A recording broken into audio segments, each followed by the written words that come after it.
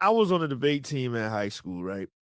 And the one thing that we were taught, it actually helped make me a good writer once I got to college and helped do this because it taught me how to formulate arguments and stuff, right? I will say that when I get into arguments with people, the one thing that I know will help me be victorious in an argument is that I know how to formulate the argument with evidence backing up my points. So I'm not going to say something and then not have something to reinforce that. And then it makes it difficult for people to go against what it is that I'm saying.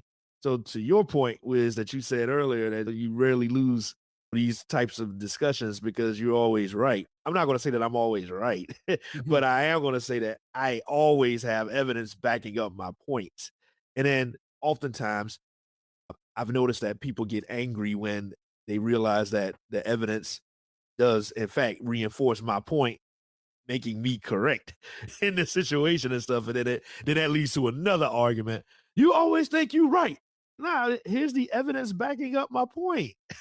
That's all I'm doing. I'm not trying to be right or wrong. It's about if you're going to have a debate, let's do that. But I don't think that's what people do oftentimes when they're having debate. I think that most of the time people are just trying to have the last word, whether they're right or wrong.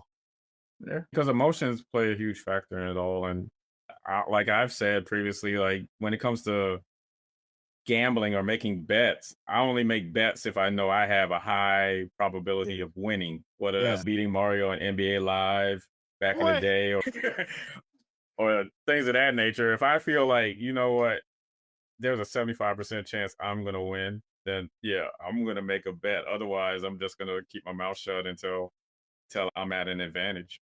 You know what I think these relationship arguments that are very similar to court cases are missing? They're missing the most important component in a court case, the judge. There's nobody, there's nobody to moderate it. Nobody to arbitration. Nobody to arbitrate it. Nobody to check somebody and say, no, you can't say that. That doesn't make sense. There's nobody to listen to an objection, nobody to sustain an objection or overrule it or whatever. There's nobody arbitrating it. And I think that's messing up the relationship arguments because they go nowhere and people just go to their corners believing what they had already decided they were going to believe before they got into the argument.